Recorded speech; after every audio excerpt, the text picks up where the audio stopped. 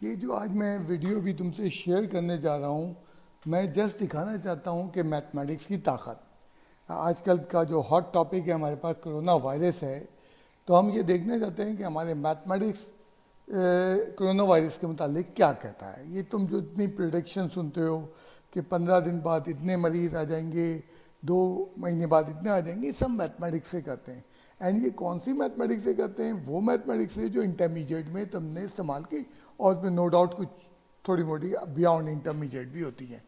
मैं इस वक्त आज जो बात करने जा रहा हूँ सिर्फ इंटरमीडिएट को जहन में रख के, तो ये वीडियो उन लोगों के लिए तो बड़े फ़ायदेमंद होगी जिन्होंने अपना जो है इंटरमीडिएट मैथमेटिक्स से किया है। हम और तुम जानते हैं कि ज्योमेट्रिक सीरीज़, एक ज्योमेट्रिक सीरीज़ बनाने का इरादा कर रहा हूँ जिसकी फर्स्ट टर्म 1 है एंड कॉमन रेशियो जो है उसका 2 है। एंड वो मैंने ज्योमेट्रिक सीरीज़ लिख दी, तुम्हें मालूम है 2 का मल्टीपल आता चला गया। एंड मैं इंटरेस्टेड हूँ इस सीरीज़ को 30 टर्म तक ऐड करने के लिए। r greater than 1 का फार्मूला जीपी सीरीज़ का ये आता है। एंड इसमें फिर उसके बाद हमने वैल्यू सब्स्टिट्यूट कर दी है और तुम्हारे सामने ये कैलकुलेशन आती जा रही है, और उसके बाद ये सिंप्लीफाई होके फाइनली मेरे पास जवाब यहाँ तक आ गया। तो ये जो जवाब है इसको मैंने 2 स्टाइल में लिखा है, एक इंडियन स्टाइल और एक वेस्टर्न स्टाइल।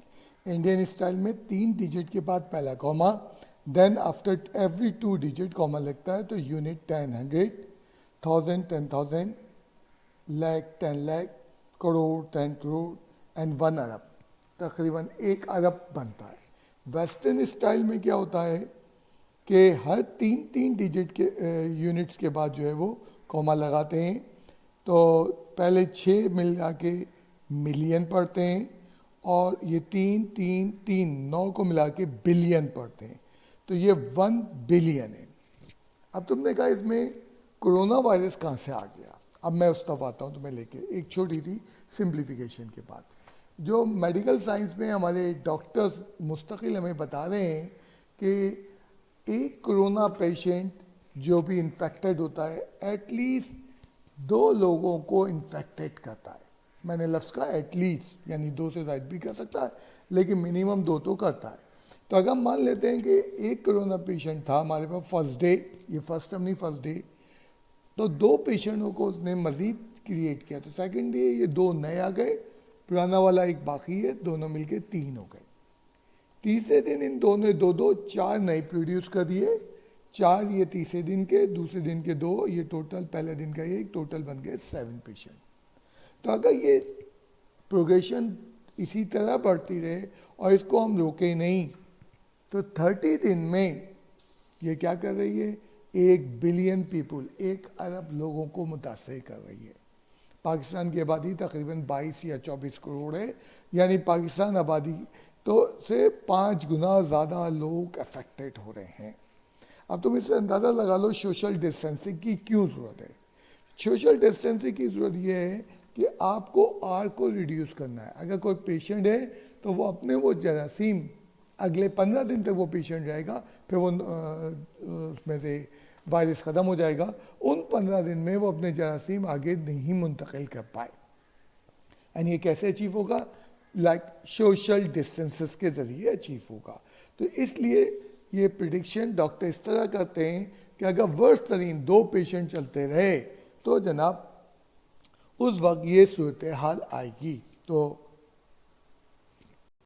ये बात हुई कि अगर हमने सोशल डिस्टेंस मेंटेन नहीं किया तो ये मस बढ़ता जाएगा। अब इसी को थोड़ा और इंटरेस्टिंग फॉर्म में लेके आए।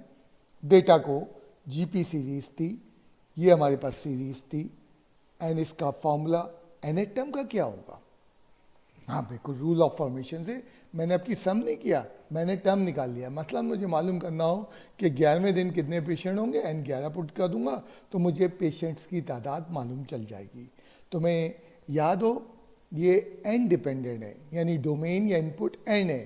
तो ऐसी चीज़ को तो अलजेब्रा में या मैथमेटिक्स में फंक्शन कहते हैं, एफ की फॉर्म में लिख सकते हैं। तो मैंने एन रखा, एक्स नहीं रखा।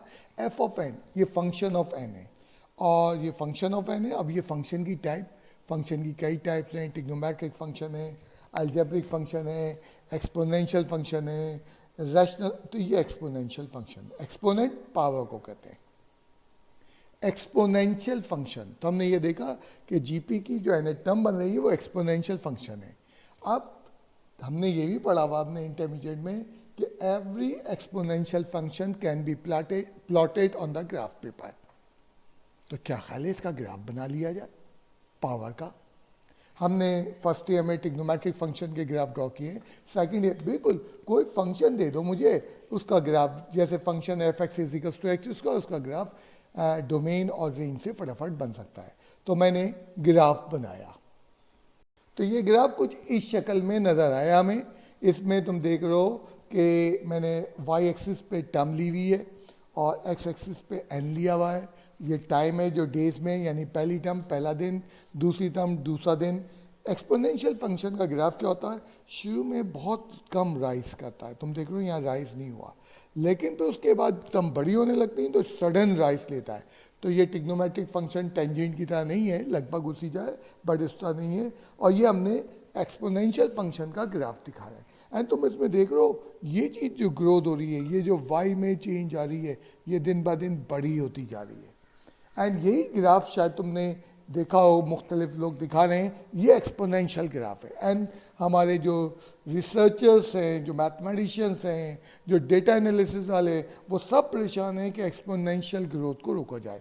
एंड ये ग्राफ कब बना है, जब इसमें आर क्या हो है हमारे पास इक्वल्स टू 2 है। अब ज़रा सा सोचो, अगर हम सोशल डिस्टेंसिंग करेंगे तो हम किस पे हमला करते हैं, हम आर पे अटैक करते हैं। अगर आर की वैल्यू लेट सपोज घट के 1.7 हो जाती है, तो यही ग्राफ जो हमारे पास आ रहा है ये कुछ अपनी शक्ल यूँ अख्तियार कर लेगा आर 1.7 के साथ। अब तुमने क्या देखा, तुमने ये देखा दिन ज़्यादा लग रहे हैं और ऊपर ग्रोथ कम हो रही है कंपेयर टू दिस। अगर सेम वैल्यूज़ पे देखो ये, तो ये ग्रोथ ज़्यादा हुई हुई है और ये ग्रोथ निस्बतन कम हुई हुई है। तो हमने ये देखा कि हमारा ग्राफ नीचे आना शुरू हो गया। और अगर आर को हम और अटैक करते हैं शुरू से, तो आर जैसे जैसे घटता जाएगा, let suppose r is equals to 1.1 हो जाए। अब हम और तुम क्या चाहेंगे, हम और तुम ये चाहेंगे आर को ज़ीरो कर दें। एक ने कहा जीपी नहीं होगी, बिल्कुल हम यही कहते हैं, उसको जीपी से निकालना है बाहर और प्रोग्रेशन रुक जाए। जब आर ज़ीरो हो जाएगा तो अगली टर्म बनना बंद हो जाएंगी, बेशक वो जीपी नहीं रहेगा। अब मिसाल के तौर पे आप जो साइंटिस्ट रिसर्च कर रहे हैं कि इस ग्राफ को कैसे फ्लैट करें,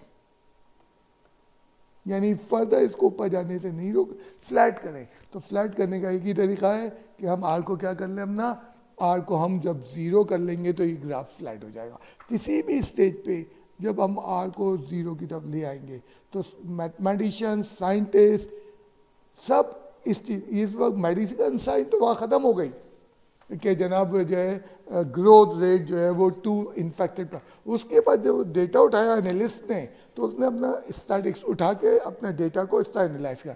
तो ये चीज़ ऑब्टेन करनी है। एंड जब आज ज़ीरो होगा तो ये जो इन्फेक्टेड पर्सन है ठीक होना शुरू हो जाएंगे, तो तेज़ी से फिर ग्राफ डिक्लाइन करेगा, नीचे की तरफ आना शुरू हो जाएगा। ये वो आइडियल जगह जब हम कहेंगे कि हमने डिजीज़ को खा। तो बहरहाल अभी तो इस वक्त जो हालात हैं, कोई इसकी एंटीबायोटिक अभी तक बन नहीं पाई, इंसान कोशिश कर रहा है।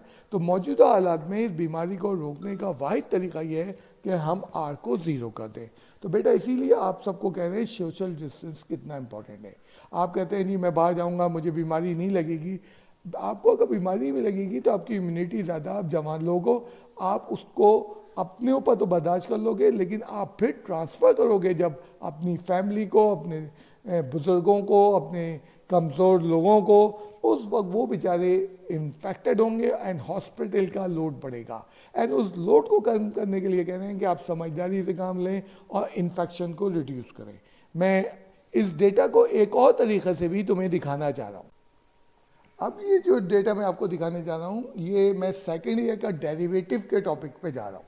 हाँ, तो वही फंक्शन ऑफ एन रेडी है, मैंने उसको डिफ्रेंशिएट करने के लिए फार्मूला लगाया, एक्सपोनेंशियल फार्मूला, एंड उसको एक्सपोनेंशियल फॉर्म में चेंज किया और देन उसको मैंने डिफ्रेंशिएट के प्रोसेस से गुजारा और ये डेरिवेटिव पूरा प्रोसेस नहीं किया, तुम्हें ये सब आता है और तुम चेक कर सकते हो डेरिवेटिव आ गया। अब मैं क्या देखना चाह रहा हूँ, इसको फाइनली ई से निकाल के जनरल पावर के अंदर कर दिया।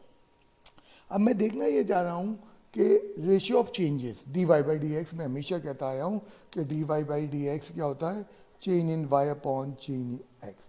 तो मैंने डिफरेंट यहाँ पे स्टडीज़ की हैं रेशियो ऑफ चेंजेस की, एंड मैं इसमें मैंने वैल्यू पुट की है इस फॉर्मूले में। जब n1 होगा फर्स्ट डे तो चेंज कितना आएगा, जब n2 होगा सेकंड डे तो चेंज कितना आएगा। What I am interested, change in y upon change in x, मैंने ये 4 शुरू के डेटास पे लिखे। एंड तुम सब गौर करो, ये चेंज का रेशियो बढ़ रहा है, ये ट्वाइस हो गया, ये उसका ट्वाइस हो गया, ये इसका वही जीपी के स्टाइल में चेंज का रेशियो बढ़ रहा है। इनफैक्ट जिसे अच्छा चेंज का रेशियो बढ़ रहा है।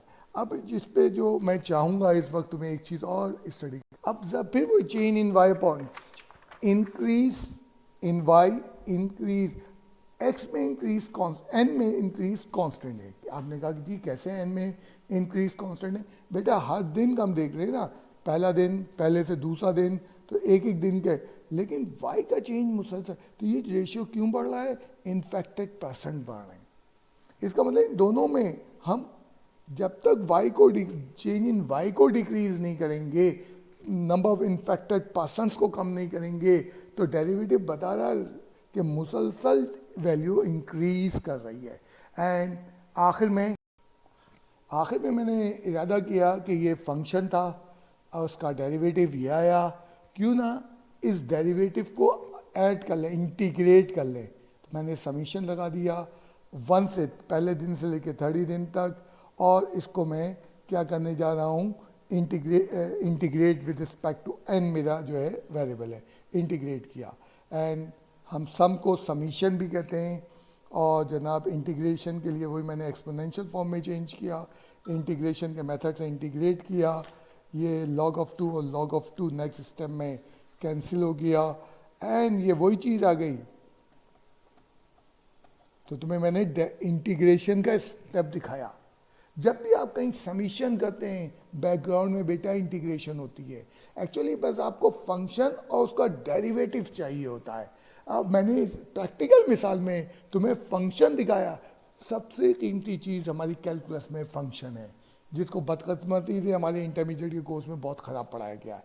एंड तुम करो वही सेम रिजल्ट आ गया, वही रिजल्ट आ गया, समीशन से भी ला के दिखाया। एक्चुअली तुमने किया क्या, ज़्यादा मेरी बात को नोट करना, ये कहा था हमने डेरिवेटिव, रेशियो ऑफ चेंजेस, तमाम रेशियो ऑफ चेंजेस को ऐड किया 1 से 30 तक। अब इंटीग्रेशन बोल रहा है, तमाम चेंजेस को ऐड किया 1 से लेके 30 तक, एंड ये हमारे पास रेशियो आ गया। तो बेटा ये सारे डिस्कशन का हम जो है आउटकम बड़ी खूबसूरती से इस ग्राफ से एक्सप्लेन कर रहे थे। और यही तुम लोगों से भी रिक्वेस्ट करेंगे कि जनाब सोशल डिस्टेंसिंग मेंटेन करें। बार बार कह रहा हूँ कि इसकी कोई अभी एंटीबायोटिक नहीं आई है जो, या एंटीवायरस वैक्सीन नहीं आई है जो आपको महफूज रहने के लिए, अपने आप को, अपनी फैमिली को, अपने इर्द गिर्द के लोगों के ऊपर रहम करने के लिए सोशल डिस्टेंस। हाँ निकलना ज़रूरी है, बास्केट में मानते हैं, बहुत एहतियात करके बाहर निकलो। बट वो किसी ने बहुत अच्छी बात कही कि घर का बिस्तर बहुत अच्छा है आजकल के अस्पताल के बिस्तर से। अल्लाह ना किसी को वैसे ही हॉस्पिटल ले जाए, लेकिन इस सूरत हाल में जो है तो कतन हॉस्पिटल नहीं जाओ भाई, कोई पूछने वाला नहीं है। हत्ता ये है कि अब तो प्राइवेट हॉस्पिटल ने कोरोना वायरस के केस नहीं ले रहे, जहाँ सरकारी हॉस्पिटल में तुम कभी ज़िंदगी में जाना नहीं पसंद करोगे। इस सिचुएशन में जाओगे, सोचो क्या असर होगा। एक बच्चा कहने लगा सर मैं तो बस शाम को जाके क्रिकेट खेलता हूँ। बेटा बहुत ख़तरनाक काम करते हो। वो कहने लगा क्रिकेट में तो लोग दूर दूर होते हैं। बिल्कुल ठीक है बेटा, वो बॉल तो इन्फेक्टेड है, मुख्तलिफ हाथों से आ रही, वो बैट तो इन्फेक्टेड है।